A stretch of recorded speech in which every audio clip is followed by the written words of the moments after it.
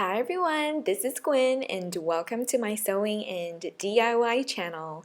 Today I'm sharing a pattern hack tutorial featuring the latest sewing pattern by Tilly and the Buttons, the Jaimie Pyjama shorts.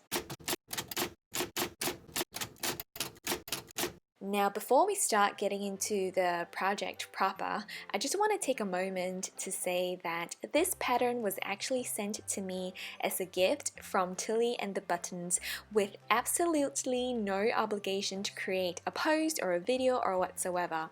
But because this design actually aligns with one of the plans that I have for an upcoming capsule wardrobe, and it's such a basic design with so much potential for creativity, i.e. hacking, I decided to create my own pair and share my idea with everyone.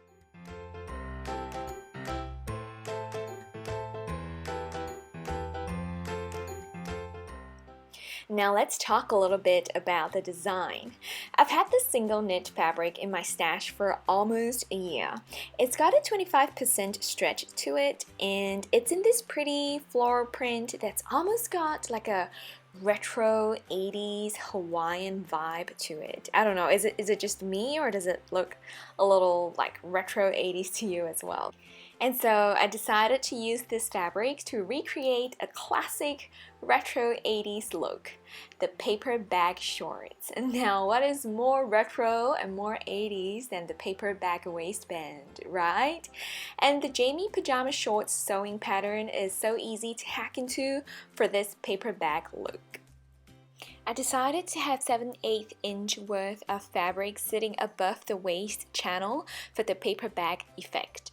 And to do that, I added 1 6/8 inch worth of width above the waistline of both front and back pieces of the original paper pattern.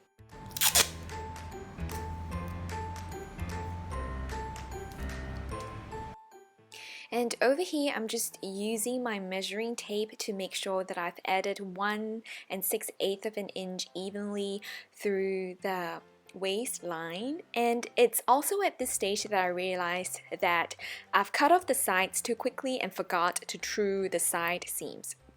To true the side seams, you need to pretend that the paper pattern is like the fabric. So over here, I'm folding down 5/8 of an inch. And then I folded the pattern again 2 inches down. And the 2 inches include the paper bag width and the original waist channel width. And at this stage you will realize that there is a gap between the folded waist channel and the side seams and the front and back crotch seams. So you don't want that to happen, because if there is a gap in the paper pattern, it means that you will have a gap with the fabric that you're sewing as well. And that's going to make sewing difficult. So to true the seams, I decided to use little pieces of paper to patch up the gaps. Truing the seams in this instance is probably not such a big deal if you are sewing with a knit fabric like I am for this project, because the difference is pretty small. But if you're sewing with a woven fabric, you definitely want to take note of this. And this is how it looks after it's done.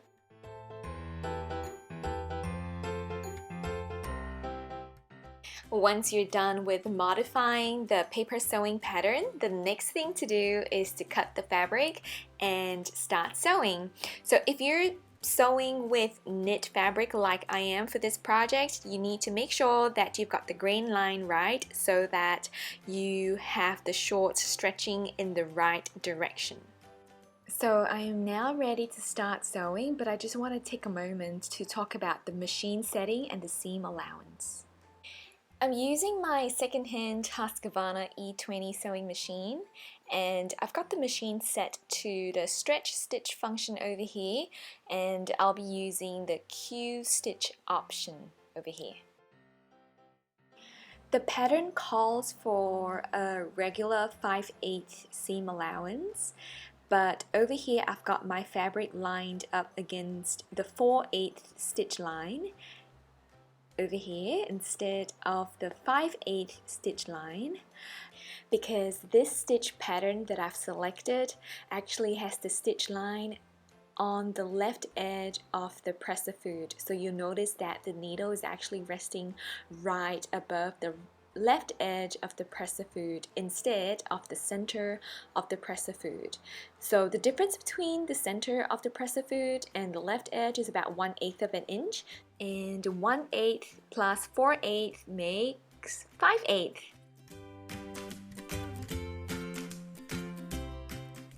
After sewing the side seams and the inseams together, I used my fabric scissors to cut off the excess fabric in the seam allowance. If you're sewing with a serger, then the serger would have done this for you already, but I'm working with bare minimum over here, so that's what I have to do by hand. And now it's time to make the waist channel. The instructions in the original pattern asks that you make the waist channel by folding 1.5 centimeters down from the top edge and then folding another 3.5 centimeters down this way. But with the additional paperbag feature that I've added to the pattern, I need to fold down an extra 7/8 of an inch along the top edge. So 1.5 centimeters plus 3.5 centimeters plus 7/8 of an inch makes 2 7/8 inches.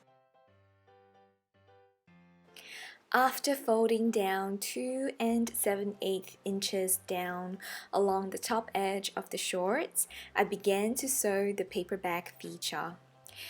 Using straight stitches, I sewed a straight line parallel to the folded top edge of the shorts, making sure that the distance between the stitch line is 7/8 from the folded edge. If the final waist measurement is only just slightly bigger than your hip measurement and you think you're gonna pull the waist a little bit just to get it over your hips, then you probably should consider using a stretchy straight stitch function. After sewing the paperbag feature, I made the waist channel by folding 5/8 of an inch inwards and then stitching along the folded edge. Make sure that you sew close to the edge of the fold, and also don't forget to leave a little opening for you to put your elastic through. I used a non-stretchy straight stitch function when sewing the paperbag feature and the waist channel, but I used a stretchy straight stitch function when sewing the hems because I'm super into doing high kicks and splits.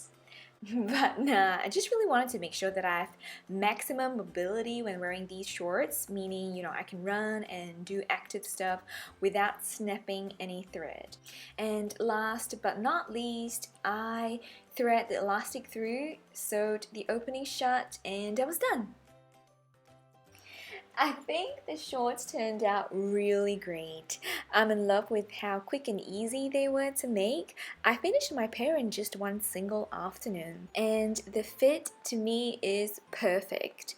According to the final measurements provided in the instruction booklet, I probably would have made a pair in size 1 if I chose to make it using a woven fabric. But because I wanted to do a little bit of experimentation, I decided to make my pair using a knit fabric that I have in my stash.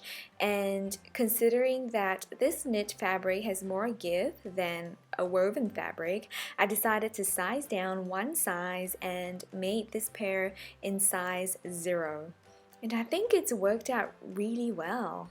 So I hope you find this pattern hack useful. Leave a comment to let me know if you're sewing the Jaimie Pyjamas shorts as well. And I would also love to hear about your ideas for hacking this pattern. Don't forget to subscribe if you like what you see around here. And I'll see everyone again in about 2 weeks' time. Bye!